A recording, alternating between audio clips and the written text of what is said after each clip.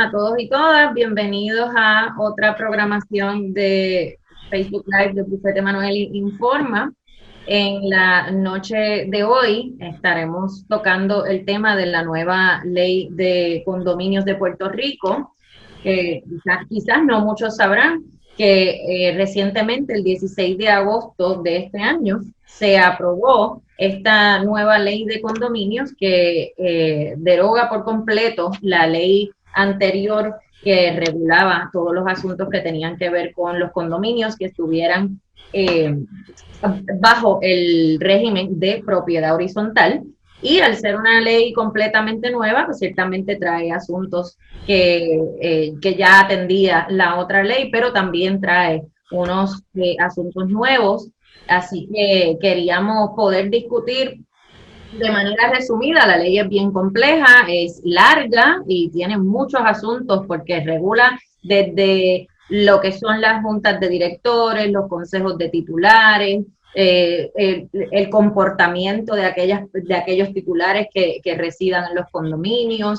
Hay asuntos de convocatoria, quórum, muchísimas regulaciones que tienen que ver en esencia, el uso y disfrute de un apartamento que está en un condominio sometido al régimen de propiedad horizontal. Así que queremos traerles un poco, en esencia, cuáles son los cambios, cuáles son las cosas que pueden ser de mayor interés porque son noveles, no estaban en la ley anterior, y que podamos tener un poquito de discusión sobre eso para que tengan conocimiento, porque muchos y muchas viven en condominios y ciertamente esta ley afecta su diario vivir.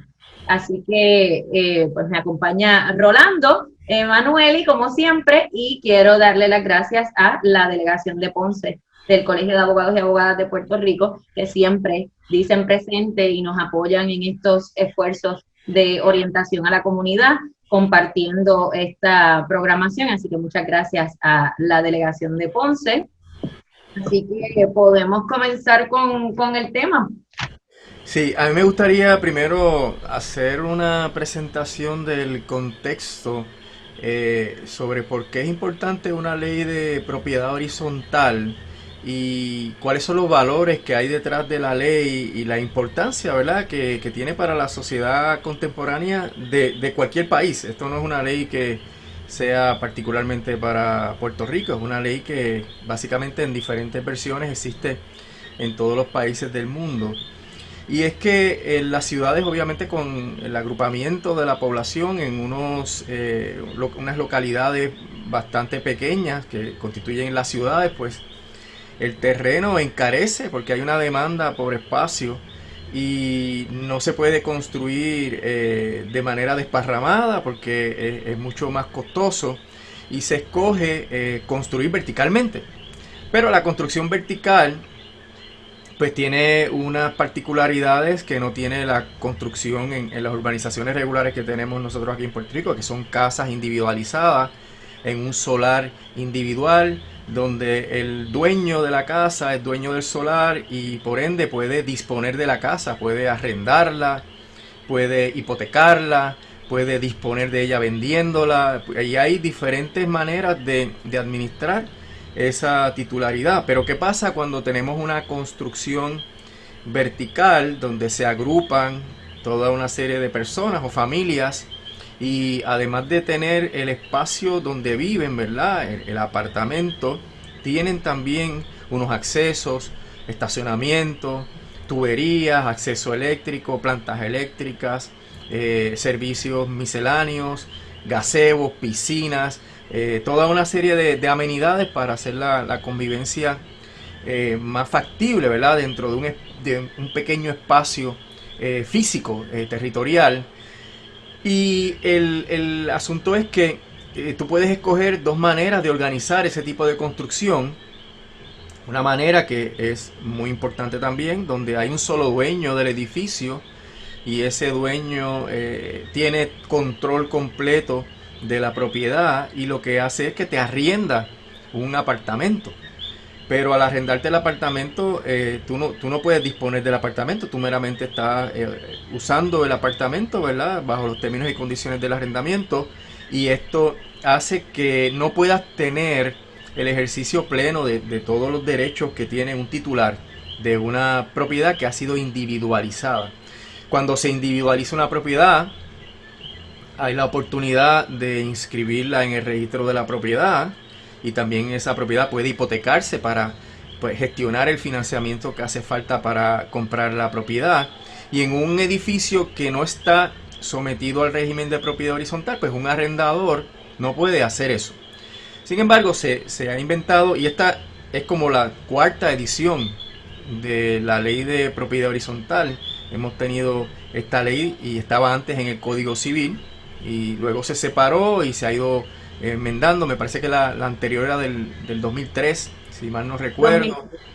Y Pero eran enmiendas que se iban se iban haciendo o haciendo que se volvía enmiendas. a restituir la ley anterior y así. Y entonces lo que hace la ley es tomar en detalle todas estas particularidades de la necesidad que hay de concentrar la población en espacios pequeños de territorio en las ciudades, que no necesariamente el condominio tiene que estar en la ciudad, puede estar en una playa, puede estar en cualquier lugar, en el campo, ¿verdad? Pero en su origen eso era el motor principal de este tipo de construcciones, donde el dueño del edificio, en vez de arrendar la propiedad a los diferentes arrendatarios, lo que hace es que constituye un régimen de propiedad horizontal, en donde, y se llama horizontal porque es por piso, ¿no? Y eso pues... Uno pensaría que es vertical por el condominio. Sí, pero en realidad es que tú tienes unos pisos y tienes unos niveles donde ahí tú puedes individualizar los apartamentos de cada nivel, y eso permite que los apartamentos se puedan vender individualmente como si fueran casas regulares de urbanización que tienen su terreno y tienen la estructura, y eso genera entonces unos derechos plenos en términos de titularidad, y el que compra un apartamento en un edificio bajo propiedad horizontal puede tomar todas las decisiones que toma un titular, particularmente en términos de hipotecar la propiedad, arrendar la propiedad, etcétera, salvo que esto conflija con el régimen de propiedad horizontal, porque el régimen tiene toda una serie de disposiciones para que tú puedas convivir en ese edificio de apartamentos, porque hay que tener una entrada común donde todo el mundo entra, porque los apartamentos hasta ahora no tenemos carros que vuelen y nos podamos estacionar al lado del balcón del apartamento. No existe eso todavía. Por tanto, tiene que haber unas áreas comunes que estén reglamentadas por los dueños del edificio, y que también se establezcan toda una serie de normas para resolver disputas, para darle jurisdicción a los tribunales para estas disputas, para establecer medidas de reparación, medidas de desastre cuando hay un desastre, para establecer los requisitos de cómo es la fachada, de cómo es que se distribuyen los estacionamientos. Hay toda una serie de contingencias o circunstancias de la vida en un condominio que hacen indispensable esta reglamentación. Entonces la ley lo que permite es ese andamiaje jurídico en el cual el dueño original del edificio lo dedica al régimen de propiedad horizontal, individualiza los apartamentos y los vende individualmente, y luego se constituye una comunidad que está reglamentada por un consejo de titulares, que no es otra cosa que la organización que agrupa a los dueños del condominio, y que actúan ya sea por un administrador, por un solo director o por una junta de directores, y toman todas las decisiones necesarias para que se pueda convivir. Ahora, este régimen no es algo informal. Este régimen es, como decimos los abogados, un régimen constitutivo, porque para que advenga a la vida hay que presentar unos documentos esenciales en el registro de la propiedad, unos planos que establezcan específicamente y con todo el detalle al chavo, ¿verdad? Como uno dice, las dimensiones de los apartamentos, los diferentes derechos que hay sobre las diferentes áreas, ¿verdad? Hay unos apartamentos que son de uso exclusivo para la persona que lo compre, pero hay otras áreas como, digamos, salones de actividades, gimnasios, la piscina, el patio, que son comunes hay otras áreas que son comunes pero de uso limitado para algún grupo de apartamentos. Lo podríamos ver mejor en el asunto de los apartamentos que son terreros, esos que le llaman los garden, donde hay un pedazo de terreno que está que es accesorio al apartamento, y esos titulares pueden usar ese terreno, y así la constitución en esa escritura y con esos planos distribuye detalladamente los derechos y de los titulares y lo que es común para el uso y disfrute de todos los titulares. Y por eso es que los que compran bajo ese régimen necesitan un andamiaje que permita la organización real del régimen. Ahora, en esta situación hay toda unos intereses que son bien importantes. Esos intereses son, por un lado, y me acuerdo que cuando la discusión de la ley anterior, del 2003, hubo este debate bien serio en los medios y en las revistas especializadas sobre cuál era el interés más importante detrás de la ley de propiedad horizontal. Si era la convivencia pacífica de todos los dueños de los apartamentos, o era la titularidad y el derecho de propiedad. Y según el énfasis que la ley tenga en cuanto a esos dos intereses, van a hacer sus disposiciones. Si resultara que es la comunidad, si es la convivencia, pues va a haber disposiciones en la ley que impidan que un solo titular sabotee las decisiones de la mayoría, o impida que se tomen decisiones por el bienestar común, por tener un derecho propietario, y eso pues genera una serie de conflictos.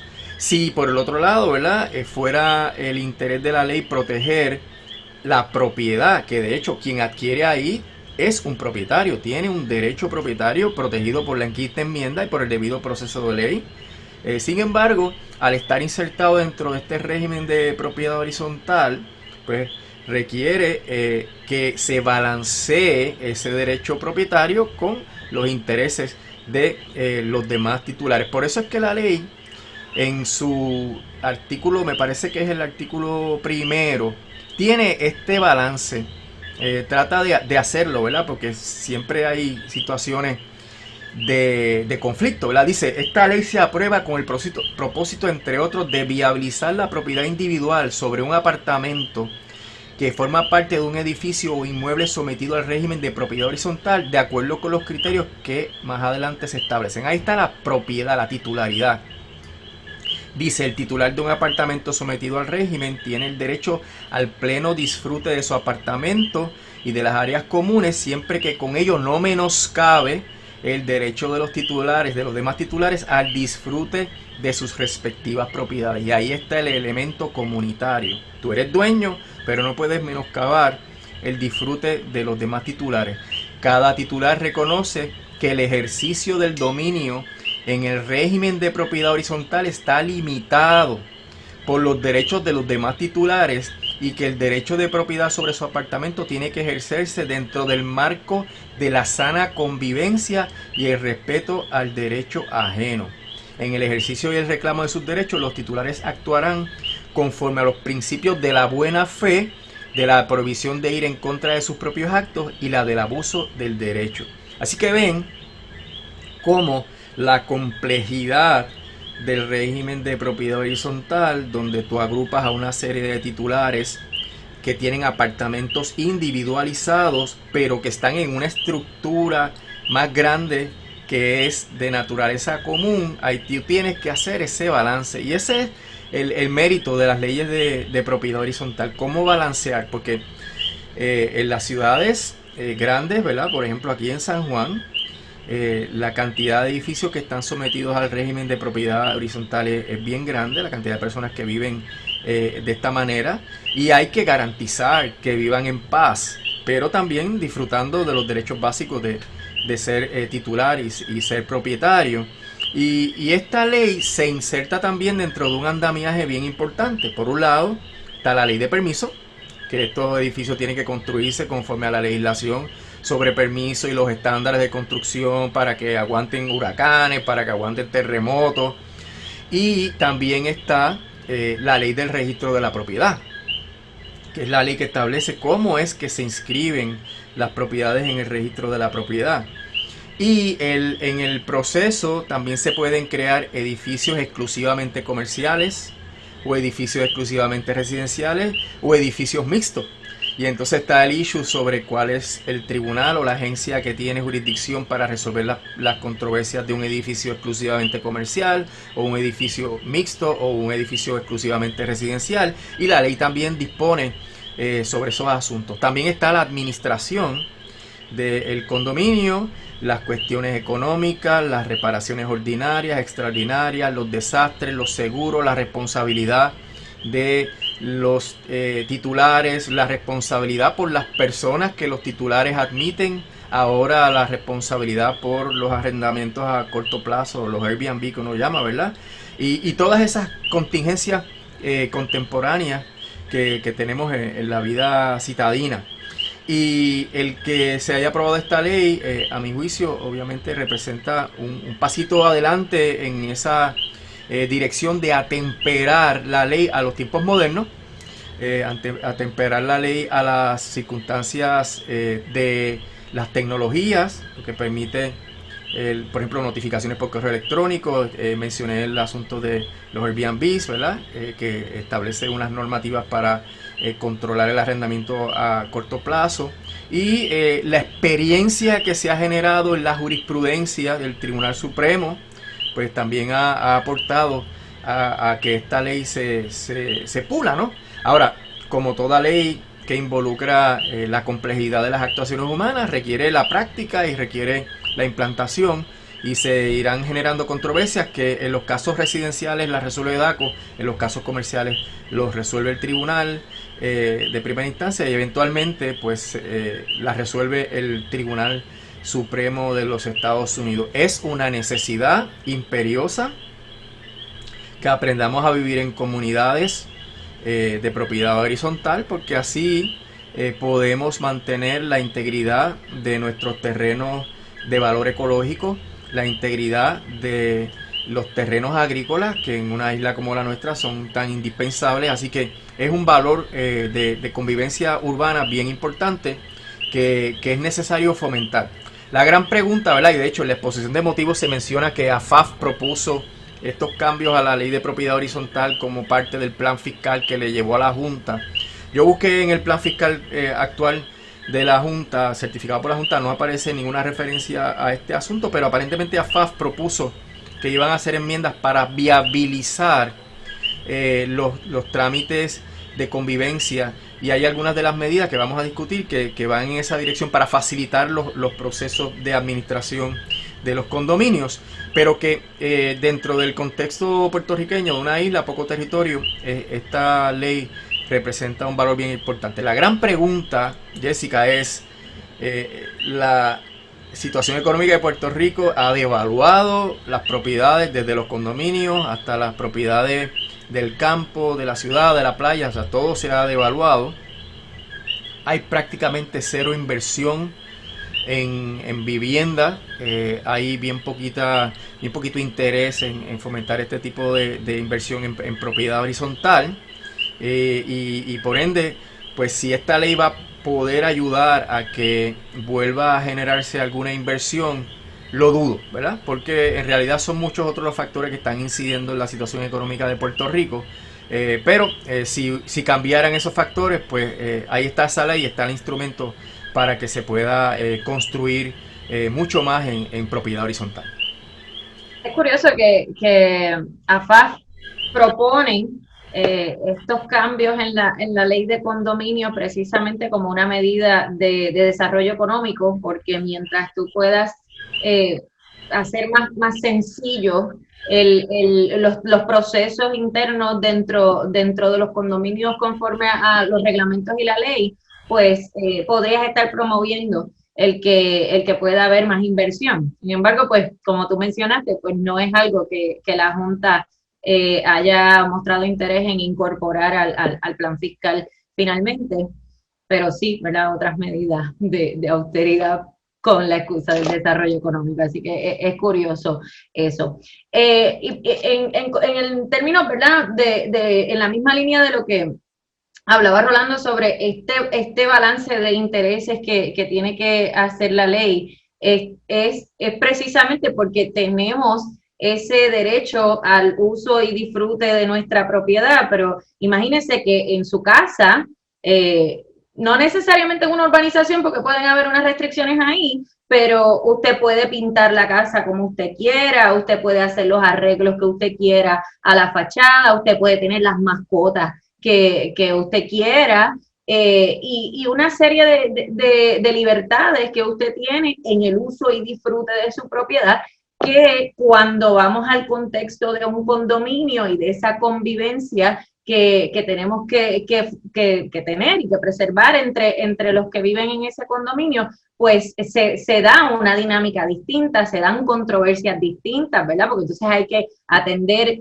qué pasa, ¿verdad? ¿Cómo manejamos el comportamiento de un titular versus otro para que no afecte a otro titular en el uso y disfrute de su propiedad? Hay que entonces atender qué pasa si cae del apartamento de arriba, pues tengo algún liqueo en mi apartamento, responsabilidades, quién responde. Y pues como decía Rolando también, hay que entonces establecer unos organismos que puedan ayudar a que se pueda administrar lo que es común de todos, a que se pueda dar mantenimiento a todas esas áreas comunes y llevar a cabo los procesos que sean los más adecuados para que esa vida en comunidad pues sea efectiva. La ley establece, que no es nuevo de esta ley, o sea, ya el régimen de propiedad horizontal lo contemplaba en las leyes previas, todos estos procesos democráticos, ¿verdad? Donde se tomarán decisiones dependiendo de los que voten, y algunas cosas serán por mayoría, otras serán por unanimidad.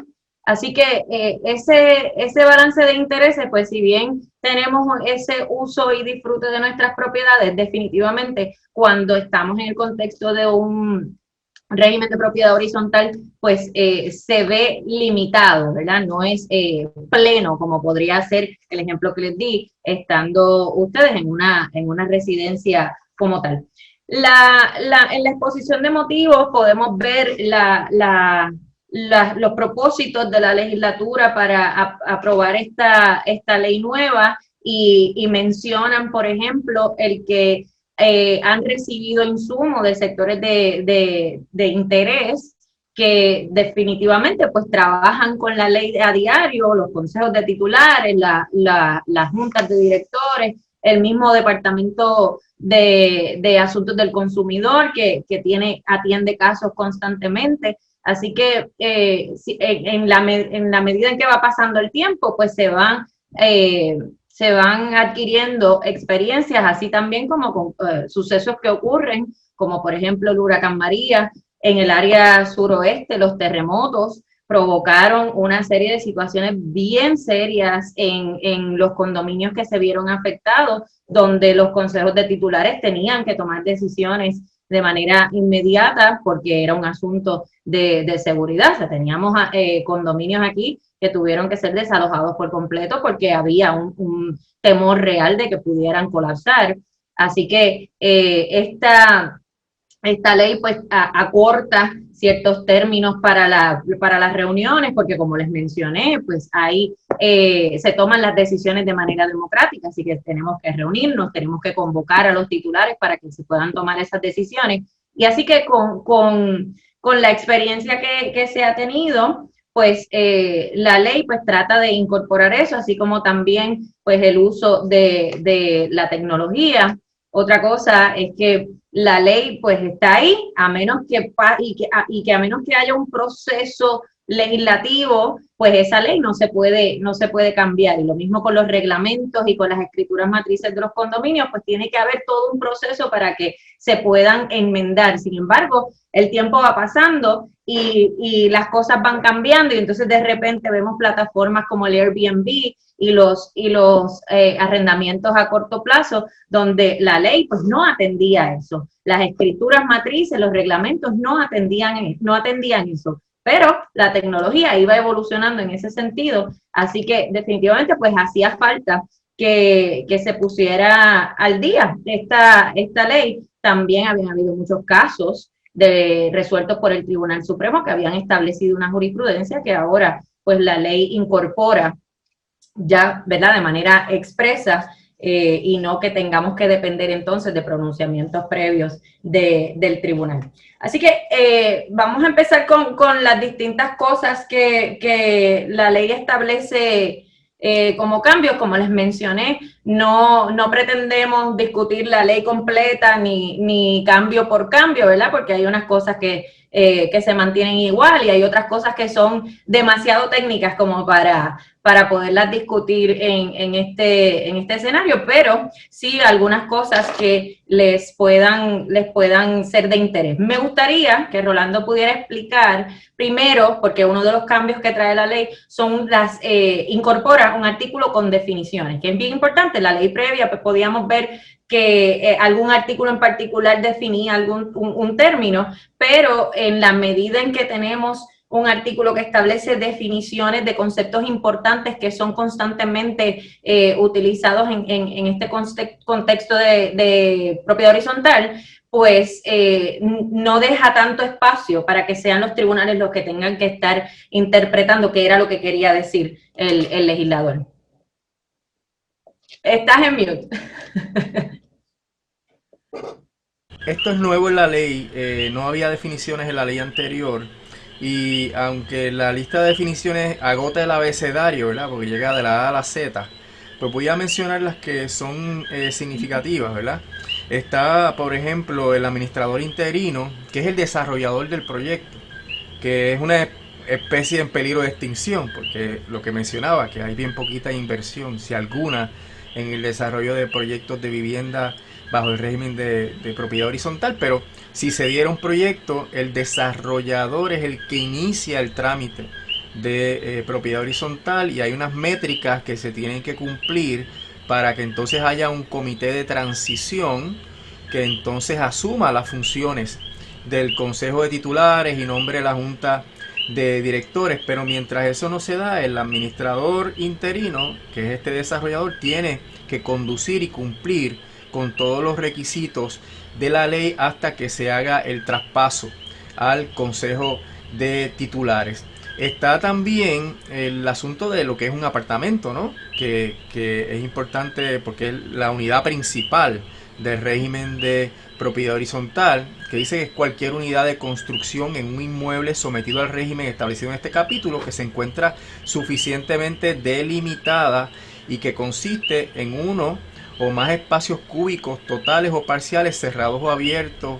Tiene toda una serie de contingencias la ley en cuanto a esa definición, y que puede ser comercial, puede ser residencial, puede ser una combinación de ambos, ¿verdad? Y puede tener obviamente acceso a servidumbres y a entradas y salidas que lo hacen utilizable. Y esto es lo que en la escritura matriz tiene que definirse particularmente, porque luego, dependiendo de la definición de mayoría que se adopte para tomar decisiones comunitarias, el porciento de tu propiedad que se refleja en los bienes comunes, en las partes comunes del condominio, va a establecer si se cumplen o no con los requisitos de mayoría. Por ejemplo, uno puede escoger como definición de mayoría el número exclusivo de titulares. Pues si hay una votación donde hay una mayoría de titulares, pues con eso es suficiente. Pero hay otra definición que es bien importante, particularmente cuando los apartamentos son distintos, cuando hay apartamentos comerciales y hay residenciales. Cuando digo distintos, pues que son de diferentes tamaños, pues la definición podría incluir que debe comparecer en una votación también el porciento que representa los titulares en los bienes comunes. Por ejemplo, si tenemos 100 titulares en un condominio grande, si fuera la primera definición que las decisiones se toman por la mayoría de los titulares, pues con 51 votos tú decides, ¿verdad? Pero en una definición diferente donde se adopta el criterio del porciento en los bienes comunes, pues además de ser 51 titulares a favor de alguna decisión, tiene que esto también representar 51% de la titularidad sobre los bienes comunes. Y eso hace más justa y más balanceada la determinación. Por eso es que en la escritura matriz tiene que estar bien claro cuántos son los pies que ocupa, cuadrados que ocupa este apartamento y qué representa eso en los activos comunes del dominio, porque si se adopta la definición que implica esa segunda parte, pues es necesario en las votaciones computar cuánto peso tiene ese voto. Otra de las definiciones que son importantes, ¿verdad?, es lo que mencionamos del Airbnb, que es el arrendamiento a corto plazo.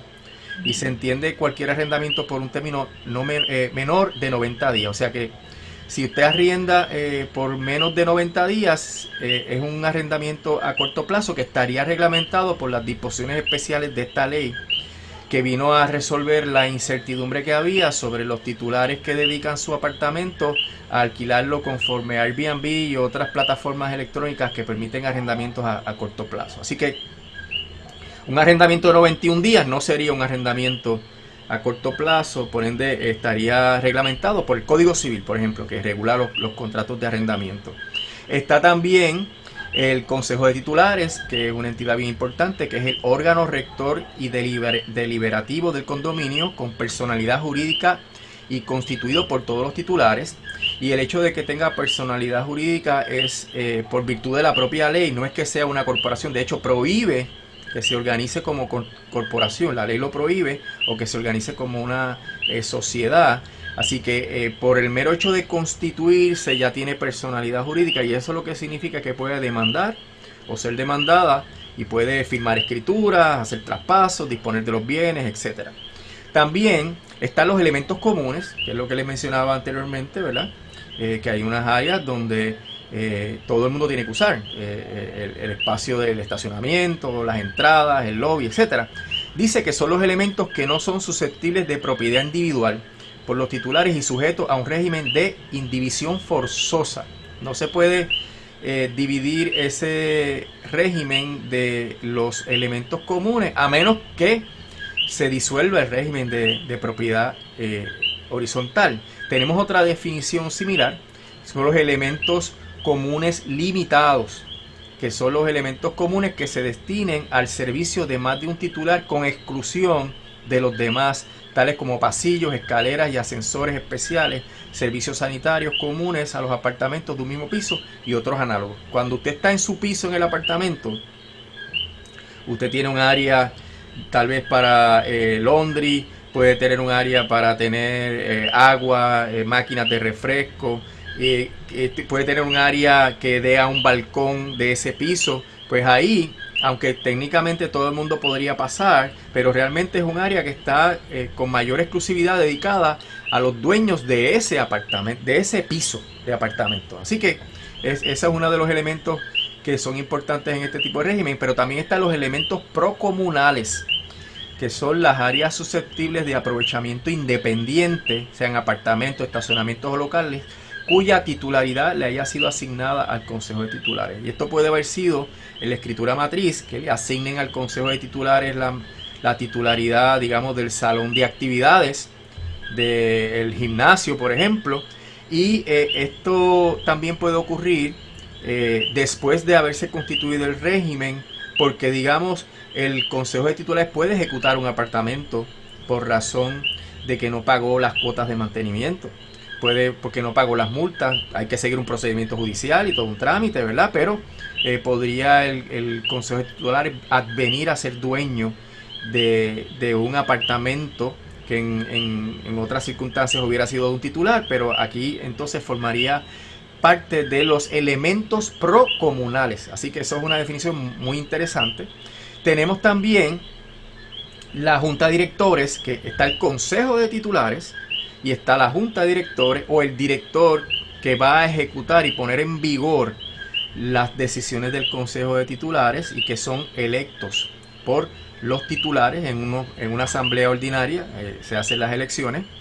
Están las obras de mejora, que es toda obra permanente que no sea de mantenimiento, dirigida a aumentar el valor o la productividad de la propiedad en cuestión. Por ejemplo, le van a hacer una piscina al condominio, eso sería una obra de mejora. Y las definiciones o categorías sobre las diferentes obras son necesarias porque hay requisitos diferentes para aprobar el que se hagan estas obras, ¿verdad? Y la ley tiene muchas instancias en los diferentes artículos donde dice, para hacer esto hace falta tantos votos, para hacer esto hace falta otra cantidad de votos, ¿verdad? La ley tiene, yo no sé si es una virtud, Jessica, eso es debatible porque yo he escuchado argumentos de ambos lados. Tiene uno de los cambios fundamentales es que la mayoría de las decisiones ahora no tienen que ser por unanimidad como era antes, sino que pueden tomarse por 2/3 partes de los titulares en el caso de la definición simple de lo que es la votación, o por 2/3 partes de los titulares que a su vez tengan 2/3 partes de titularidad sobre los bienes comunes. Y eso técnicamente facilita las determinaciones sobre el régimen de propiedad horizontal que en muchas instancias antes requerían unanimidad, y se quejaba la gente que vive en condominios de que no tenían la manera de cambiar o de adaptarse a los tiempos o de hacer obras que cambiaran la fachada, por ejemplo, que cambiaran el vuelo, añadir pisos adicionales, todas esas cosas pues tenían diferentes requisitos de votaciones que ahora se ha tratado de uniformar. Todavía hay requisitos de unanimidad porque la ley no aplica retroactivamente. En los casos de condominios que estaban bajo la ley anterior y las escrituras matrices y la ley decía que es por unanimidad, eso se mantiene. Estaríamos entonces en otras áreas en donde o no era necesario la unanimidad, o condominios nuevos a los cuales no tengan estas limitaciones porque estén construidos bajo la nueva ley. La otra cosa que me gustaría mencionar es la obra extraordinaria, que es toda obra de mantenimiento no prevista en el presupuesto anual.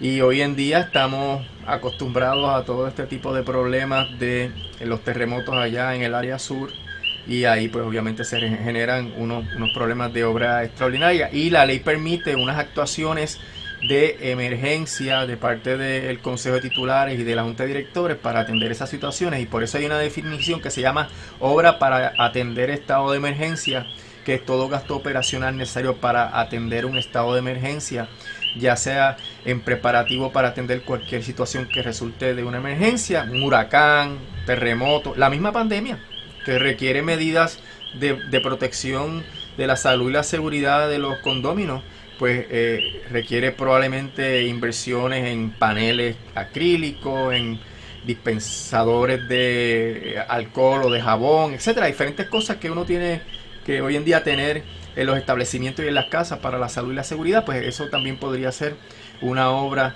para atender un estado de emergencia. Pero el estado de emergencia no es lo que diga el Consejo de Titulares, es lo que digan las autoridades estatales o federales. Está también la obra urgente, toda obra cuya ejecución no pueda posponerse por razón apremiante de seguridad o porque sea necesaria para la restitución de los servicios esenciales, tales como el suministro de agua, de electricidad o la puesta en funcionamiento de los elevadores.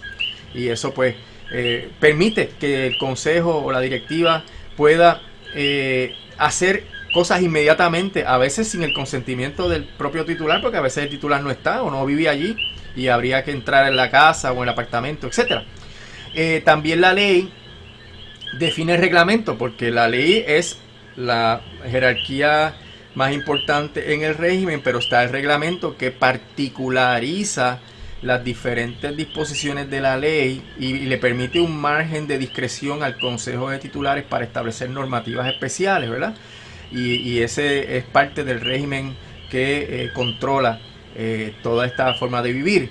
Y está el titular o condómino, ¿verdad? Y esto es algo que aprendí con Michel Godreau en la Escuela de Derecho. No se dice condómine, se dice condómino, porque viene de condominio, ¿verdad? Y de dominio. Es todo aquel propietario que tenga derecho a su apartamento y a una participación con los demás titulares en los elementos comunes de un inmueble sometido al régimen de propiedad horizontal. ¿Para qué sirven las definiciones? Sirven para que cuando usted vea ese término titular o condómino en la ley, usted sepa específicamente a qué se trata. Y es una buena técnica legislativa. Yo les voy a dar un ejemplo aplicado a la vida real de la importancia de estas definiciones. Y estoy segura que uno de los participantes que nos está viendo en la noche de hoy va a reconocer esta situación de hechos. Se trata de un condominio que tiene un reglamento, tenía un reglamento que era viejísimo, y el reglamento pues tiene, como les hemos mencionado, pues las disposiciones, distintas disposiciones, entre ellas pues que regulan el comportamiento de aquellos titulares. ¿Qué ocurre? Regula el uno poder tener o no tener animales en el apartamento. Así que rescato una perrita, pero antes de tomar esa decisión, vivo en un apartamento sujeto al régimen de propiedad horizontal, así que... Déjame hacerte una advertencia. Tienes derecho a permanecer callada, cualquier cosa que diga puede ser utilizada en tu contra. Todo se resolvió muy bien, pero todo se resolvió y por eso es que es importante esto de las definiciones y atado, ¿verdad? También a este asunto de la sana convivencia, pero a su vez la importancia de la reglamentación, ¿verdad? De lo que es, de lo que son las disposiciones de los reglamentos y cómo debemos, todos los que viven en apartamentos, en condominios sujetos al régimen, deben estar conscientes de esto. Pues el condominio tiene un reglamento muy viejo, que tiene unas disposiciones sobre el tener animales domésticos en los apartamentos y dice que no se pueden tener animales domésticos que permanezcan en las áreas comunes. Así que uno tiene que, ahora con esta ley, pues podemos ir a las definiciones directamente para interpretar qué es eso, ¿verdad? ¿Qué significa áreas comunes? Así que yo hice ese ejercicio y ciertamente pues determiné que un apartamento no es un área común, conforme a lo que ya se había resuelto y como se definía en el propio reglamento. Así que adopté esta perrita. Y el condominio hace los señalamientos de que no se permiten animales en el condominio. Había letreros que decían que no se permiten animales en el condominio. Pero lo que rige el comportamiento de los que allí viven es el reglamento, además de las disposiciones de la ley y lo que dice la escritura. Así que, en efecto, no había una disposición clara en el reglamento que dijera que no se permitían los animales en los apartamentos. Decía que no permanezcan, que permanezcan en las áreas comunes. Incluso, podemos ir más lejos, el lenguaje de que permanezcan implicaría que yo amarre la perrita en un pasillo, que es un área común. Y ahí entonces permanece, no si pasa. Cuento largo, corto, pues se desata la controversia y había que también conocer estas figuras importantes de junta de directores, de consejo de titulares, del administrador, para uno saber a dónde dirigir las comunicaciones en respuesta a los señalamientos que se estaban haciendo de que no se podía tener la mascota. Finalmente hubo reuniones, no fue nada que llegó a mayores y se determinó pues que el reglamento decía lo que decía, así que pues se permitió la permanencia de la perrita allí. Ese es el caso que yo le llamo Consejo de Titulares versus Lucy in the Sky with Diamonds, que es el nombre de la perrita. Y yo creo que fue el primer caso ¿verdad? Que tuve y yo creo que era estudiante todavía. Así que ahí les muestro la importancia, primero, de conocer lo que establecen los reglamentos. Ahí ven también la necesidad de que se enmienden los reglamentos para que el lenguaje sea expreso, sea claro, para que pueda regular correctamente el comportamiento de los titulares. Y la importancia de las definiciones, lo que implica un apartamento versus lo que implica un área común, para que entonces se pueda determinar si esa conducta está permitida o no está permitida. Así que en ese sentido, esta ley que trae las definiciones, pues definitivamente facilita ese ejercicio, no solamente para el agente administrador y la junta de directores, que tienen que obviamente poner ese reglamento con todo el tiempo en vigor, pero también para los que residen en los condominios. Así que un saludo a la gente administradora que siempre se portó súper bien y pues obviamente, como ya dije, nada, no fue una cosa que tuviera ni que llegar a un tribunal ni nada, ni mucho menos. Así que en cuanto a otros cambios que trae la ley, me gustaría hablarles dos asuntos que podrían incluso traer controversia eventualmente, porque como hemos discutido con otras leyes nuevas, pues no, al ser disposiciones nuevas, pues se presta para que entonces los tribunales tengan que, en efecto, pues interpretar lo que allí, lo que fue la intención del legislador. Y una de las cosas tiene que ver con el seguro del edificio. ¿Por qué? Porque la ley vieja hablaba de que los titulares pues, podían asegurar contra riesgos el inmueble como tal para cubrir áreas comunes, procomunales y las áreas limitadas del condominio, así como otros riesgos para beneficio común de los titulares, sin perjuicio obviamente de que cada titular pudiera tener su propio seguro para el apartamento. Y con el lenguaje que tenía la ley, pues se daba espacio para una interpretación de que se podía adquirir una póliza full value que iba a incluir, pues como les mencioné, áreas comunes, generales, procomunales, etcétera, pero también podía incluir elementos privativos originales que estuvieran adheridos a la estructura, como por ejemplo podría ser los gabinetes originales de cocina que tenía cada apartamento. Eso en contraste con lo que son las pólizas bare wall, que son pólizas que solamente van a cubrir lo que son elementos comunales, digamos, piscinas, áreas ¿verdad? Ventanas que estén en áreas comunes, plomería, ese tipo de cosas.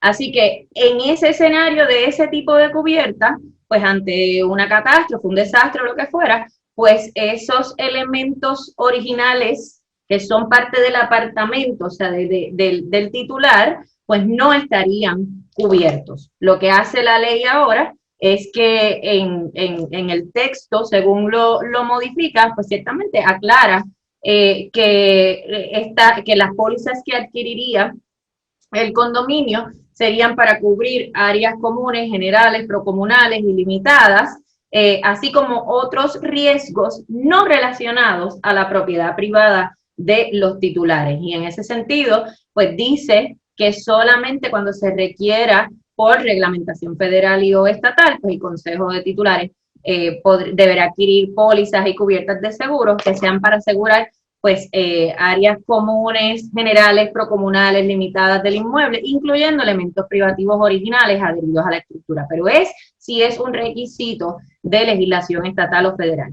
Así que en ese sentido, pues sí, ¿verdad? Hay un cambio ahí entre lo que podría ser la póliza de seguro que adquiera el condominio como tal, y ustedes que viven en el condominio tienen que conocer eso para que sepan cuando vayan a adquirir su propia póliza, pues qué es lo que debe incluir esa póliza. Y otro punto bien importante sobre los seguros es que la ley establece que la Junta de Directores tiene la facultad de sustituir el representante o el productor de seguros siempre y cuando no se alteren las cubiertas ni los términos y condiciones de esa póliza, a menos que sean más beneficiosos para todos los titulares, pero no puede hacer el cambio y que represente menos beneficios o que sea más costoso. Siempre y cuando sea de beneficio para los titulares porque es menos costoso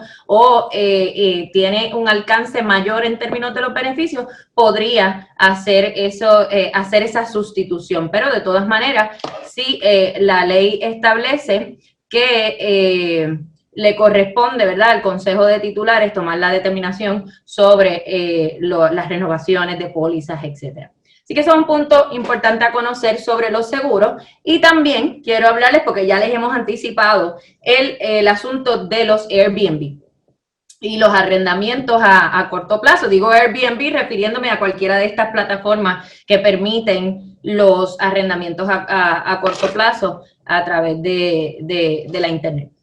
Que según la definición son los que tengan una duración menor de 90 días.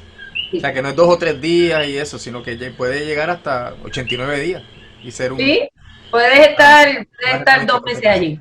Exacto. Y sigue siendo un Airbnb o un arrendamiento a corto plazo, para no seguir dando la promoción.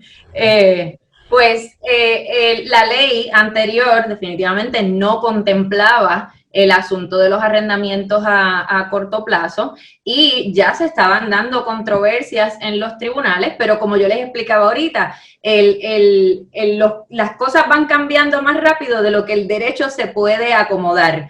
Y, por ejemplo, hubo un caso en que el Tribunal Supremo vino a resolver en el 2019, que al final del camino no resolvió la controversia, pero dio el hint, y ese caso comenzó en el 2015, donde precisamente el Consejo de Titulares demanda a esta persona que está utilizando está alquilando su apartamento con arrendamientos a corto plazo. Así que se da la discusión de que no podía hacer eso, el reglamento no decía específicamente que no podía hacer un arrendamiento a corto plazo porque no se especificaba en realidad esa distinción, ¿verdad?, de que era un arrendamiento a corto plazo o a largo plazo. Así que se da la controversia donde el Consejo de Titulares indica no puedes hacer esto, solicitan sentencias declaratorias, injunction, etcétera. Y cuando el tribunal de primera instancia resuelve, le da la razón al Consejo de Titulares, diciendo, en realidad, el derecho al disfrute de la propiedad, pues está limitado, está supeditado a lo establecido en la escritura matriz y en el reglamento, y en ese sentido, pues el tribunal concluyó que si el destino del condominio, según establecía el reglamento y la escritura, era residencial, pues entonces un alquiler de una unidad a corto plazo era incompatible con el destino de ese condominio. Pero el caso sigue, van al Tribunal de Apelaciones, el Tribunal de Apelaciones resuelve algo completamente distinto, el Tribunal de Apelaciones ya se va un poquito más a cuál es la definición del uso, el uso destinado, y establece, ¿verdad?, que debe haber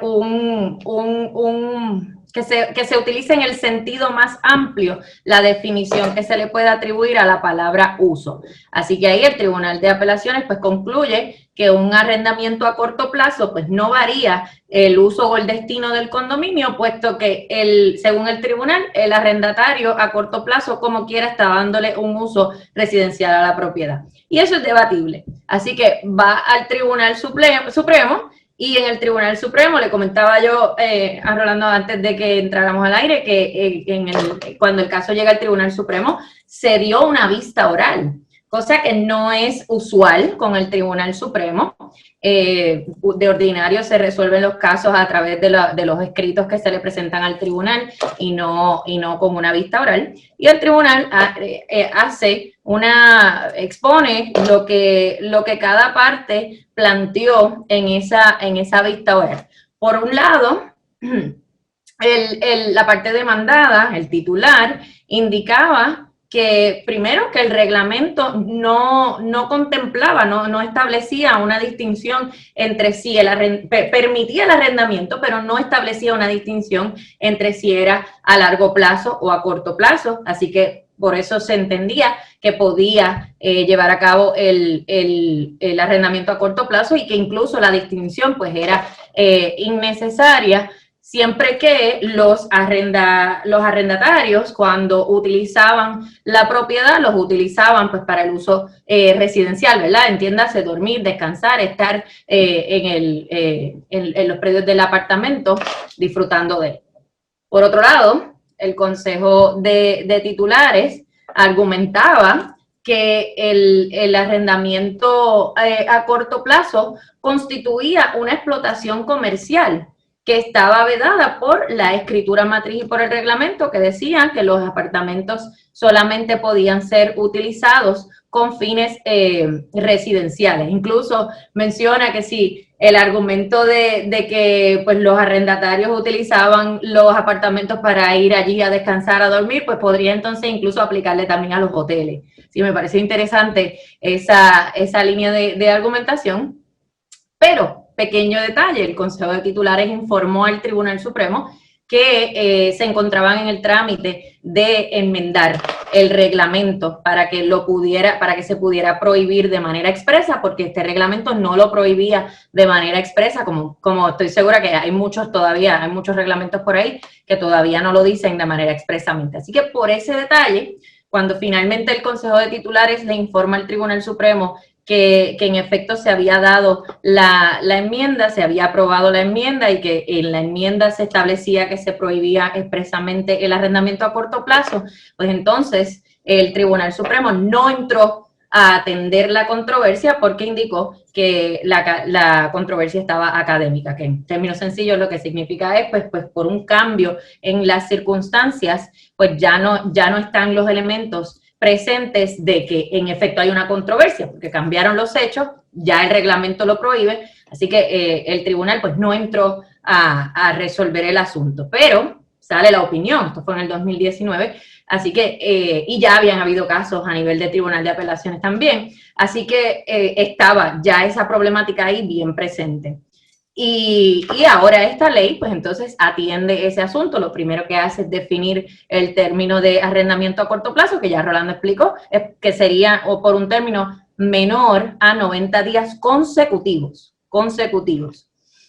Así que la ley, lo que dispone el artículo que tiene que ver con los arrendamientos a corto plazo es que en esencia los permite, pero lo que dice es, salvo que en la escritura matriz o en el reglamento exista una prohibición expresa o que se establezca un término mínimo de arrendamiento, no se podrá prohibir el arrendamiento de los apartamentos a corto plazo en los inmuebles sometidos a propiedad horizontal. ¿Qué es lo que significa? Tiene que decir expresamente en la escritura o en el reglamento que se prohíbe el arrendamiento a corto plazo y que corresponde a la definición que ya provee la ley, o decir que los arrendamientos que se permiten son de tanto tiempo. Y tendría que ser obviamente más de que los arrendamientos que se permiten son de tanto tiempo y tendría que ser más de los 90 días, 91 días para arriba, para que conste que está expresamente prohibido la práctica del arrendamiento a corto plazo, porque si no está establecido de manera expresa en el reglamento de la escritura matriz, pues entonces se tendría que permitir el arrendamiento a corto plazo. Es como el ejemplo que les daba de la perrita en el apartamento. No decía el reglamento expresamente que no se podían tener los perros en el apartamento, sino en el área común. Así que más o menos se da la misma situación aquí. Además, en cuanto a esto de los apartamentos a corto plazo, de los arrendamientos a corto plazo, pues establece que el reglamento del condominio puede regular la forma en cómo se llevarán a cabo los arrendamientos a corto plazo, incluyendo el requerir un término mínimo de noches que se pueden arrendar. Eso, a mi juicio, ¿verdad? No veo por qué que la legislatura tiene que hacer esa expresión en la ley de esa manera y controlar, ¿verdad? Lo que sería la decisión de un titular de por cuánto tiempo puede arrendar su apartamento, pero está ahí en la ley, así que el reglamento puede entrar en cuánto sería el mínimo de noches que se podría arrendar el apartamento. Y lo otro también es que el reglamento puede disponer e imponer una cuota mensual especial que no puede ser, que tiene que pagar el titular obviamente, que no puede ser mayor que la cuota de mantenimiento que se paga en el condominio.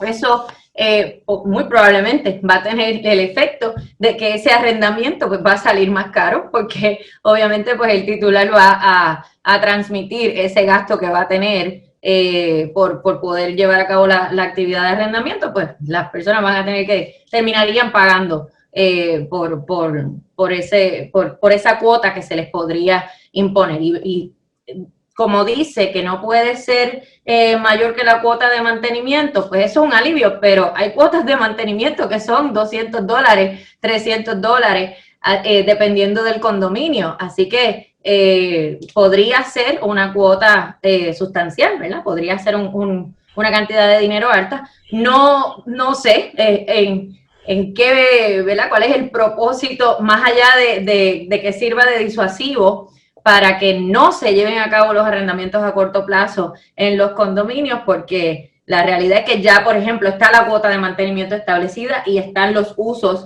autorizados para esas cuotas de mantenimiento. Así que es más bien como un frosting de ingresos, ¿verdad? Por encima de lo que ya reciben para los condominios, y definitivamente pues va a hacer que sea más costoso este tipo de arrendamientos a corto plazo. Hay un detalle adicional, Jessica, y es que el Consejo de Titulares le puede imponer multas a los dueños de apartamentos que violen las reglas de convivencia, y estas multas no pueden ser de más de $100 por cada infracción.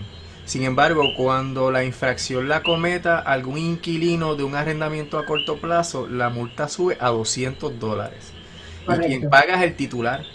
Así que imagínate, y es una de las circunstancias que ha motivado esta controversia sobre los arrendamientos a corto plazo en los condominios, que hagan tremendo party, ¿verdad? Y que entonces se pongan belicosos y peleen y llamen la policía y rompan cosas. Pues el titular responde por los daños y perjuicios, por cualquier agresión que se haya cometido allí, y también responde en términos administrativos por las multas que se le puedan imponer, que son el doble.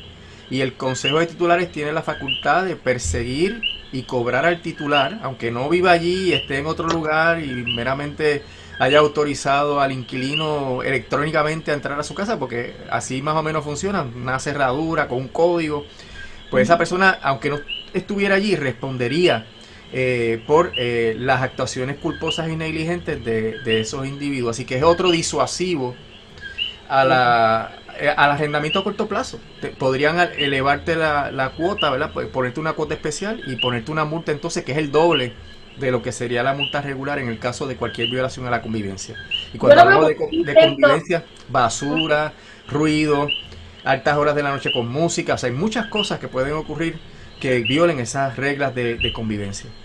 Que vamos, pueden ocurrir con un arrendamiento a largo plazo también. Correcto. Lo que pasa es que sí, en la medida en que pues hay un cambio constante de personas, de arrendatarios, pues definitivamente puede haber una probabilidad más alta de que se dé ese tipo de situaciones. Así que yo lo veo más Porque bien además como, vienen a pariciar, o sea, los ajá, que vienen ajá, a están de quedarse en este vacaciones. tipo. Exacto, Sí, vienen yo lo veo como un intento de atender ambos intereses, el interés de que un titular pues pueda hacer los arrendamientos a corto plazo, y por otro lado pues es los intereses del Consejo de Titulares en general, de que, ¿verdad? De que de ordinario no favorecen este tipo de arrendamientos así a corto plazo. Así que pues está ese intento, veremos las controversias que surjan en cuanto a esto.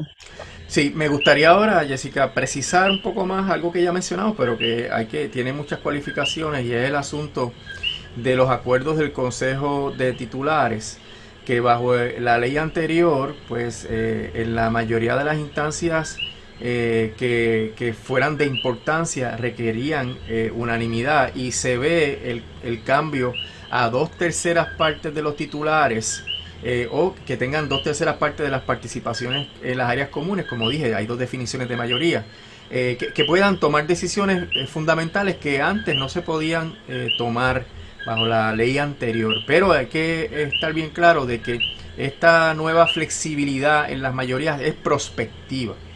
Los regímenes de propiedad horizontal bajo la vieja ley, que requieren unanimidad, pues eso no se puede cambiar, y por ende sería a nuevos condominios, ya sea un edificio ordinario que se individualiza y se convierte a propiedad horizontal.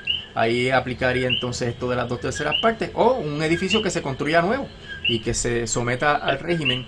Pues ahí tendría esa flexibilidad. Ahora se mantiene la unanimidad para disolver el régimen de propiedad horizontal, que es acabar con el asunto de la individualización. Es la agrupación realmente de los apartamentos individualizados. Pues cuando tú eliminas el régimen, los agrupas, y ya sea porque van a vivir en una comuna, ¿verdad? Por decir una cosa, o porque alguien compró el condominio. Alguien podría comprar el condominio y decidir que lo voy a convertir en un condominio de arrendatarios y puede disolver el régimen y consolidar todos los apartamentos. Pero también se requeriría unanimidad para cambiar el uso de un apartamento de uno residencial a uno comercial y viceversa, para agregar nuevos pisos que añadan elevación a la estructura, para adquirir nuevas porciones de terreno colindantes y realizar obras de mejoras cuando requieran una derrama.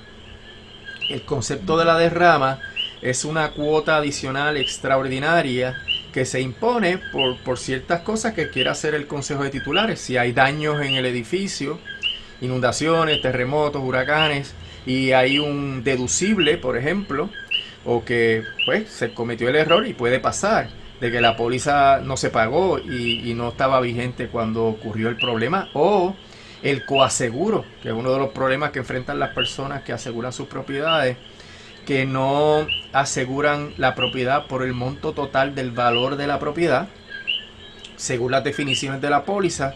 Y entonces cuando viene la compañía aseguradora, que el negocio de las aseguradoras es no pagar, por eso es que esas pólizas son tan complicadas y tienen tantas exclusiones.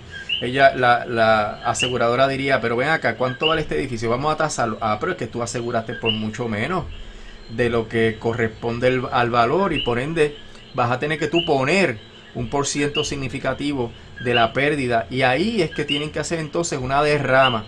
Pero como una derrama es un golpe significativo a veces al bolsillo de los titulares, se mantiene la unanimidad para que, por ejemplo, no venga un consejo de titulares y quiera hacer el gimnasio más espectacular, o quiera hacer la piscina infinita más dramática, pues en un despilfarro de fondos. Pues ahí, si hay un titular que se opone, pues no llega a primera. El requisito se mantiene.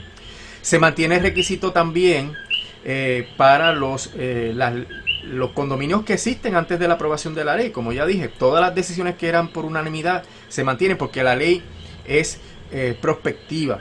Ahora, la ley también permite la aprobación bajo 2/3 partes de enmiendas a la escritura matriz para cambiar el destino y uso de áreas comunes, aprobar o modificar hipotecas sobre elementos comunes, el cierre o techado de patios, terrazas o áreas abiertas. En ese caso, pues se requiere obviamente el consentimiento de los titulares que estén afectados. Aquí hay que tener también no solamente el conjunto en cuenta, sino, por ejemplo, si una de estas medidas va a afectar a algún titular, no le puedes imponer a la cañona el cambio, porque en realidad se afectaría directamente el derecho de propiedad. También se requiere, se podría hacer por 2/3 partes toda obra que afecte en forma adversa los elementos comunes del inmueble, destinar elementos comunes como pasillos, ascensores con carácter limitado para servicios de un titular. Así que hay unas circunstancias en las cuales por 2/3 partes tú puedes hacer las determinaciones, y hay otras circunstancias que todavía se mantiene la unanimidad, y cuando venga una situación de cuánto es el voto que se requiere para hacer este cambio, hay que mirar la ley, porque son tantas las instancias que hay, que no se puede uno aprender esto de memoria. Hay entonces asuntos que se pueden hacer por mayoría. Así que está unanimidad por un lado, 2/3 partes por otro, y está entonces mayoría, que ahí tenemos, por ejemplo, la enajenación de un elemento procomunal. ¿Se acuerdan de la definición, verdad? Procomunal son aquellos elementos individualizados, pero que son son propiedad del Consejo de Titulares, como un apartamento que el Consejo de Titulares haya ejecutado por falta de pago de la cuota, ¿verdad? Por ejemplo. Pero siempre que el producto de la enajenación se destine a cubrir deudas o gastos para el mantenimiento de las áreas comunes. Así que podríamos vender una parte del condominio que es propiedad del Consejo de Titulares, pero ese dinero hay que dedicarlo al gasto de deudas, ¿verdad? Por mantenimiento de las áreas comunes. También se puede hacer cambios en el diseño, el tipo, color de las tormenteras que se podrían instalar. O sea, porque esto regula hasta estas construcciones temporeras que se tienen que hacer para lidiar con las inclemencias del del tiempo, se puede hacer por mayoría también los retiros de fondos de reserva para costear obras extraordinarias y urgentes. ¿Se acuerdan de la definición de lo que era una obra extraordinaria y urgente? Pues como hay una premura, pues se puede hacer por mayoría. También para atender un estado de emergencia se autoriza a la Junta de Directores a comprar las cosas que hagan falta para atender la situación. Así que hay también toda una serie de decisiones que se pueden tomar por mayoría. Y el consejo de titulares tiene que estar bien pendiente, y en estas instancias generalmente comparece un abogado o abogada.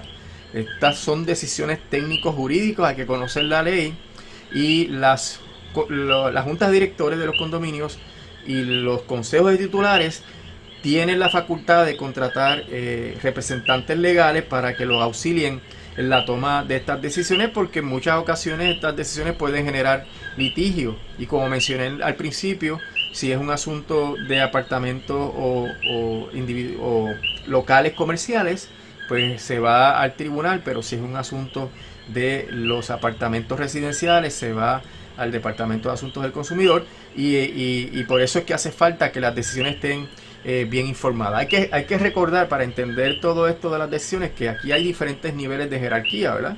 Pues tenemos una constitución en Puerto Rico que protege la propiedad, está el due process, está la ley de condominios, que es la que estamos discutiendo, pero también está el reglamento de el condominio, que lo aprueba el Consejo de Titulares, donde va a tener unos detalles adicionales a lo que dice la ley. Por ejemplo, regular el asunto de los arrendamientos a corto plazo, un ejemplo clásico ahora, que imagino que hay muchos condominios que están enmendando sus reglamentos para atender esas cosas. Y tenemos también las decisiones del Consejo de Titulares, que son los dueños que votan, que tienen estos requisitos de mayoría simple, mayoría extraordinaria o unanimidad. Pero además está la Junta de Directores, que la Junta de Directores es la administración diaria del condominio, que ahí son decisiones por mayoría.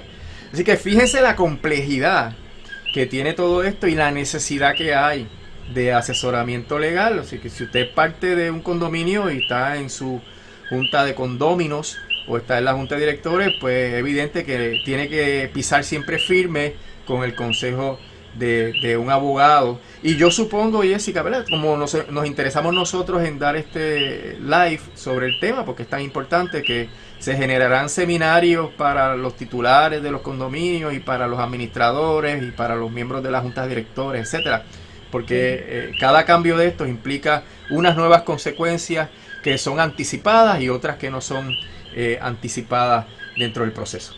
Sí, definitivamente es algo que yo recomendaría, que se oriente a todos los titulares para que conozcan principalmente los cambios de la ley, ¿verdad? Y van a tener que atender el asunto de los arrendamientos a corto plazo. Hay otras cositas que establece la ley, como mencionamos, la ley es bien extensa, al igual que lo eran las anteriores, y se establecen una serie de deberes, de responsabilidades que tiene cada uno de los organismos, como la Junta de Directores, el Consejo de Titulares, el agente administrador. Pero quiero mencionar una que otra cosita que me parece también que trae el interés de salvaguardar que no haya un conflicto de intereses. Por ejemplo, Rolando estaba mencionando que la junta de directores pues, puede contratar un abogado o abogada para que le representen los asuntos del condominio. Y esta ley sí trae nuevo una prohibición a que específicamente en lo que tiene que ver con la contratación de servicios profesionales de asesoría legal, es decir, contratar a un abogado o abogada, pues que no puede ser, ese abogado o abogada no puede ser ni un titular del condominio, no puede ser un miembro de la junta de directores y tampoco puede ser una persona relacionada hasta el segundo grado de consanguinidad con los miembros de la junta o con los titulares. Y eso pues me parece que va un poco a también pues a atender ese asunto de que no haya ningún tipo de conflicto y que estén bien representados los intereses de todas las personas que están en juego, porque estamos hablando de que hay condominios bien pequeñitos que pueden tener 25 apartamentos y hay condominios enormes, que incluso son 2, 3 edificios. Así que ese asunto me pareció interesante. En lo de la Junta de Directores también, pues habla de que se mantiene el límite del término en que pueden ocupar los puestos en la Junta de Directores, pero también hace mención, déjenme ver aquí, porque ahora son 3 términos consecutivos. Se mantiene ese requisito, ¿verdad? De que tienen que ser 3 términos consecutivos. Menciona también, bien importante, que entre los requisitos de las personas que van a ocupar los puestos en la Junta de Directores, uno de ellos bien importante es que no pueden tener deudas de cuotas de mantenimiento, de ramas, multas o primas del seguro, ¿verdad? No pueden tener deudas de 2 o más plazos si van a formar parte de la Junta de Directores. Eso mismo también ocurre con el agente administrador. Esta ley, como les dije, establece, y la otra ley también lo establecía, muchos deberes y responsabilidades, pero en lo que respecta al agente administrador, pues sí tiene unos requisitos que no veíamos en la ley anterior. Habla de que en esta ley se habla de que el DACO pues, va a adoptar reglamentación para capacitar o certificar a los agentes administradores.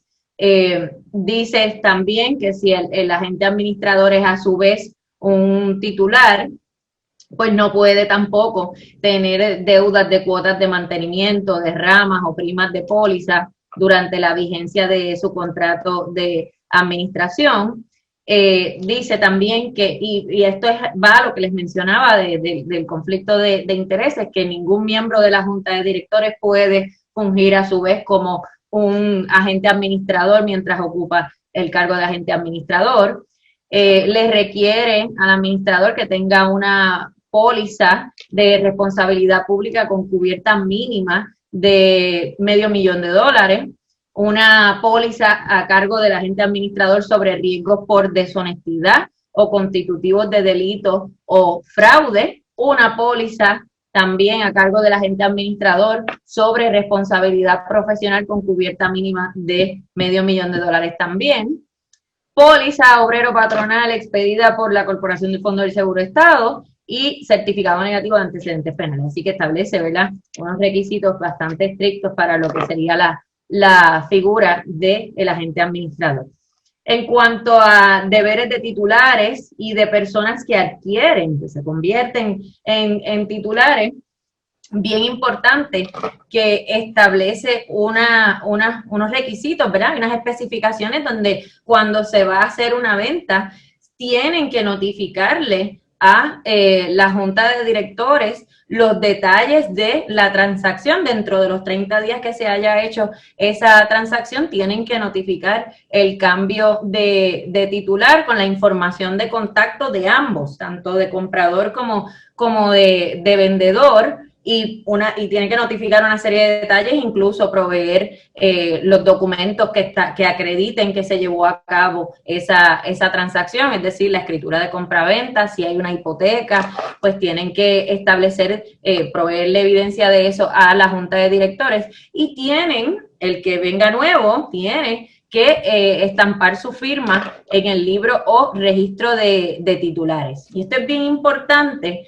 porque el vendedor, el transmitente que incumpla con estos requisitos seguirá respondiendo por las cuotas de mantenimiento, y esta ley siempre que te habla o casi siempre que te habla de las cuotas de mantenimiento, también te va a incluir las cuotas especiales, las multas, las derramas, si no se ha pagado el seguro comunal, porque les voy a explicar ya mismito lo que implica cuando un titular pues tiene alguna deuda en alguna de estas cuotas. Pero a lo que iba, ese transmitente que incumple con el requisito de hacer estas notificaciones a la Junta de Directores y que a su vez el otro pues firme en el registro de titulares, pues mientras no se haga eso, el transmitente va a responder de manera solidaria con el nuevo titular por esas cuotas de mantenimiento. Y otra cosa muy importante es que a partir de que el que adquiere se registre, estampe su firma en ese registro, es que entonces podrá participar y votar en las asambleas del Consejo de Titulares. Fíjense que no estamos hablando desde el momento en que compra, ¿verdad? Que es desde el momento en que cumpla con ese requisito de formar parte del registro de titulares. Entonces, como les comenté, el asunto de las deudas en las cuotas de mantenimiento. Para aquellos que viven en condominios, saben que cuando un titular adeuda 3 o más plazos de cuotas, el condominio, ¿verdad? El Consejo de Titulares puede privarle de el derecho al voto en las asambleas y las distintas reuniones que se lleven a cabo. Y también cuando se deben 2 o más plazos de las cuotas de mantenimiento, pues se le pueden suspender los servicios de las utilidades que se le ofrezcan al titular a través de elementos comunes, por ejemplo, agua, luz, etcétera. ¿Qué ocurre? La ley anterior solamente mencionaba el cuota de mantenimiento, el término cuota de mantenimiento, pero ahora son más específicos para que cuando hablamos de que se deban 2 o más plazos de cuotas, pues estamos hablando no solamente cuotas de mantenimiento, sino cualquier cuota especial que se haya establecido, cualquier derrama, porque usted puede estar al día en la cuota de mantenimiento, pero hay una derrama que eso constituye una cantidad adicional que usted tiene que pagar y a lo mejor en eso está atrasado. Multas que se le hayan impuesto conforme al reglamento. Así que es bien importante que tomen en cuenta que se refiere prácticamente a cualquier tipo de deuda con respecto a las cuotas que estén establecidas, incluyendo, como dije, la del seguro comunal. Así que una cosa que les quería comentar es que también ya la ley lo decía, que tenían, cuando se va a hacer ¿verdad? Que se van a cortar los servicios de utilidades porque se deben 2 plazos o más de cuotas, cualquier cuota, se les tiene que notificar con 15 días de anticipación. Y un elemento importante que incluye la ley es que dentro de esos 15 días que tiene la Junta para notificarle sobre la intención de que posiblemente se le cortaría esos servicios, la Junta la ley le impone la obligación de evaluar junto al titular un plan de pago si ese titular demuestra que tuvo una merma en sus ingresos o en su capacidad de pago. Así que eso me parece que es un elemento muy positivo que se incorporó en la ley porque todos tienen situaciones, ¿verdad? No necesariamente uno se atrasa en la cuota de mantenimiento porque es descuidado o porque no la quiere pagar, sino porque de verdad tiene situaciones que está enfrentando. Así que se le impone esa obligación a la Junta de que tenga que haber esa conversación donde uno como titular tiene la oportunidad de probar que tiene una situación que afecta su capacidad de pago. La decisión que tome la Junta, si entiende o no entiende que la situación por la que usted está pasando es meritoria para entenderse que tiene, ¿verdad? Se ha reducido su capacidad de pago, pues eso ya va a depender, ¿verdad? Si puede ocurrir que la Junta no entienda como justificado la situación que usted está pasando para justificar una merma en su capacidad de pago y continúe con el proceso. Y entonces usted podrá, obviamente, pues cuestionar esa determinación. Pero me parece positivo que se haya incluido al menos esa obligación de que la Junta tenga que auscultar realmente ¿verdad? ¿Qué pasó con el titular? Jessica, este régimen es intimidante, ¿verdad? O parece intimidante, pero en realidad hay unas etapas críticas del régimen que se debe estar bien asesorado para no incurrir en errores. Yo creo que una etapa crítica es cuando uno adquiere, se enamora de este condominio, se enamora del apartamento, y dice, yo quiero vivir aquí, y todo el mundo está súper emocionado y están soñando de cuando vivan en el apartamento, pero hay todos unos requisitos de debida diligencia que debe hacer el adquirente para que no esté metiéndose en una olla de grillo, en un problema tremendo, porque puede haber condominios que tengan problemas de gobernanza. Hay muchos condominios donde las personas pues no están tan diligentes en los procesos. Aquí hay que seguir reglas de contabilidad, hay que hacer informes, hay que celebrar asambleas, notificar apropiadamente a los titulares, hay que tener registros de titulares, hay que atender problemas de mantenimiento, problemas legales, Cuentas de reserva. sí, cuentas de reserva, titulares que no pagan, las cuotas de mantenimiento. O sea, esto es bastante complejo. Sin embargo, el proceso es crítico cuando tú compras. ¿Y qué puedes hacer cuando tú compras? De hecho, tienes unos derechos que establece la propia ley cuando está el desarrollador, ese administrador interino. Tú tienes derecho a ver todos los documentos, escritura matriz, los planos, identificar exactamente tu apartamento, ver si ese apartamento tiene vicios de construcción, si el condominio tiene vicios de construcción o no tiene vicios de construcción, examinar los documentos del consejo de titulares, si está todo en orden, si no hay controversia, si está asegurado el condominio. O sea, hay toda una serie de cosas que hay que mirar para saber que uno no está cometiendo un error al meterse en el condominio.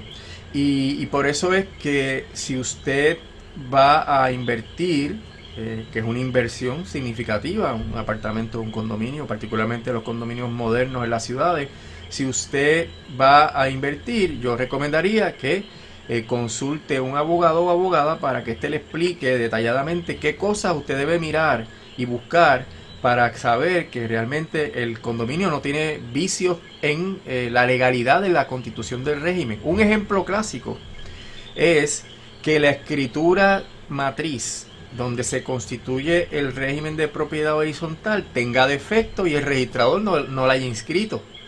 Y entonces usted ha entrado en un régimen bajo la ley de condominio que todavía no está legalmente constituido. Y hay que ver si eso se va a corregir, si no se va a corregir. Y hay un issue también porque el banco no va a hacer los desembolsos de los financiamientos hipotecarios, porque si no se puede inscribir la hipoteca y la hipoteca no entra si la escritura matriz no está, porque acuérdense, la escritura matriz individualiza cuando se vende, el banco hipoteca el apartamento, la individualidad registral. Y si eso no se puede hacer porque la escritura matriz no ha entrado en registro, pues el banco no te va a financiar. Y hay ocasiones en las cuales eso puede ser de oro para el titular, pero hay otras ocasiones en las cuales pues no puedes comprar la casa, no se puede dar el negocio. Así que hace falta en esa etapa crítica, ya sea un condominio nuevo, que la ley establece una serie de derechos, o si vas a comprar en un condominio que ya está operando hace muchos años, pues habría que ver, obviamente, cómo está funcionando ese consejo de titulares, si tiene la junta debidamente constituida, si están asegurados, si está todo funcionando, si no hay vicios. Puede haber problemas de tubería, puede haber problemas de desagüe, puede haber problemas de filtraciones. Así que usted tiene que realmente dedicarle un tiempito a hacer la evaluación. Debe entrevistarse con otros condóminos para ver si aquí la convivencia es buena. Pero no estoy tratando de desalentar, son gestiones Parece que que tienen sí. que hacer. No, en realidad yo favorezco este régimen, en realidad es un régimen muy necesario en nuestras circunstancias. Lo que pasa es que, como todo, si tú vas a comprar una casa en una urbanización, que ahora las urbanizaciones son cerradas, pues también hay un régimen que es parecido, pero no es igual, un régimen de cierre. Y eso podría también tener sus contingencias, problemas de que la gente no está pagando las cuotas, problemas de mantenimiento, problemas de todo tipo. Así que siempre hay que hacer el due diligence, ¿verdad? Para uno invertir su dinero. Cuando usted va a invertir su dinero, tiene que asegurarse de que ese dinero no lo va a despilfarrar. Así Claro, que ajá. Iba a decir que es responsabilidad de cualquiera que vaya a adquirir, ¿verdad? A invertir su dinero, pues tiene que asegurarse de que conoce todos estos asuntos, que algunos de ellos, de los que has mencionado, pues pueden ser técnicos, pero hay que conocer esta información. Yo diría, una de las cosas fundamentales, tiene que mirar el reglamento, porque usted tiene que saber qué dice ese reglamento y que usted está dispuesto a cumplir con esas reglas que están ahí. O sea, usted no puede comprar en un apartamento pensando que esas reglas pues están ahí escritas en papel y que nadie las va a estar poniendo en vigor Imagínate que tú vayas a comprar un apartamento en un condominio que no permitan las mascotas, los perritos. Exactamente, si yo fuera a comprar en un apartamento, yo lo primero que quiero ver es si el reglamento permite o no permite mascotas. Hay veces que permiten las mascotas, pero regulan las libras de la mascota para que no tengas un gran danés enorme allí en un apartamento pequeño. Así que uno tiene que asegurarse de todas esas cosas antes de comprar, porque son cosas que ciertamente usted solo no las va a poder cambiar. O sea, tiene que darse todo un proceso para que ese reglamento eventualmente diga otra cosa. Así que si a usted no le gusta el reglamento, no le gusta, no está dispuesto a cumplir con una que otra regla por la razón que sea, pues no puede comprar ahí, tendría que seguir su búsqueda. Así que a lo que voy es que en ese sentido puede ser hasta un poco más complejo y usted tiene que ser más diligente si usted va a adquirir en un condominio que si usted fuera a comprar una casa en otro lugar, digamos que no sea una urbanización, pues porque sabe que tiene que cumplir con ciertas reglas que de ordinario pues en una residencia cualquiera pues no tendría que cumplir con eso. El otro consejo que daría para cerrar ya el live es que si usted quiere vivir en un condominio o si usted ya vive en un condominio, participe de las determinaciones. Vaya a las asambleas, señale los problemas que usted esté viendo, proponga soluciones. O sea, esto es una vida en comunidad. Lo dice ese artículo inicial de la ley. Aquí queremos la titularidad de los condóminos sobre el apartamento, pero bajo un régimen que pueda haber armonía en la convivencia.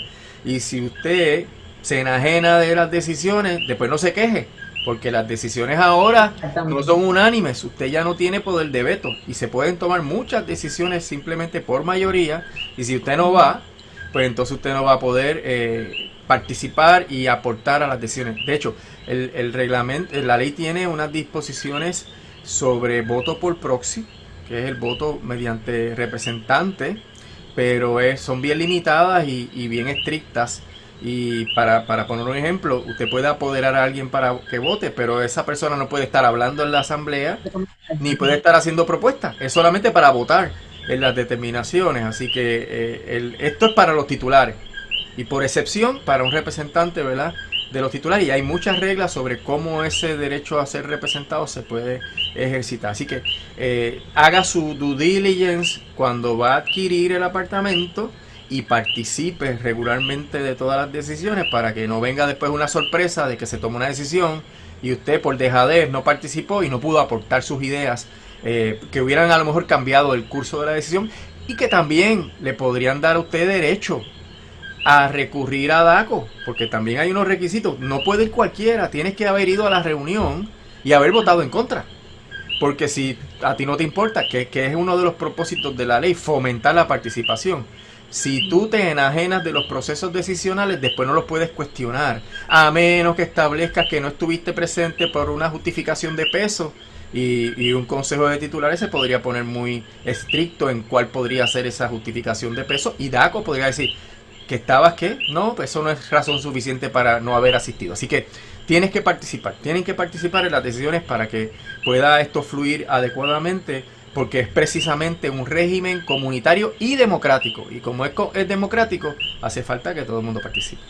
Y al final del camino es la experiencia que aquellos condominios que tienen su consejo de titulares activo, que participa, pues puede redundar en las mejores condiciones de vida para todo el mundo, porque entonces surgen más ideas, surgen más propuestas para atender las áreas comunes que todos disfrutan. Así que es en beneficio de todos el que puedan participar, no solamente para que usted pueda estar enterado y quejarse si no le gusta alguna determinación que se está tomando, sino para que en realidad pueda tener una mejor calidad de vida en ese entorno donde usted está todo el tiempo, todos los días. Así que esa es la invitación. Y obviamente, como la ley es nueva y trae ciertos cambios que pueden afectar su convivencia, pues es importante que puedan orientarse al respecto. Así que yo creo que podemos dar por terminada la programación de hoy. Le espero que les haya servido para al menos tener un contexto de lo que se avecina con esta nueva ley y puedan estar un poquito más preparados y también pues les haya despertado esa curiosidad para buscar más información y orientarse. Así que les agradecemos como siempre por sintonizarnos y que puedan compartir esta programación para que puedan ayudar a otras personas a también orientarse sobre este tema. No puedo dejar de agradecer a la delegación de Ponce, del Colegio de Abogados y Abogadas de Puerto Rico, que ahora en septiembre se va a estar celebrando la Asamblea 180 del Colegio de Abogados y Abogadas y la delegación de Ponce va a estar recibiendo formalmente el premio de delegación del año por segundo bienio consecutivo. Siempre decimos que somos la delegación del año, pero es importante que esté ahí ese reconocimiento oficialmente y parte de eso, ¿verdad? Es el trabajo que hace la delegación y que nosotros agradecemos mucho que estén presentes en estos esfuerzos que hacemos nosotros. Así que muchas gracias a todos y buenas noches. Buenas noches a todos y todas. Hasta luego.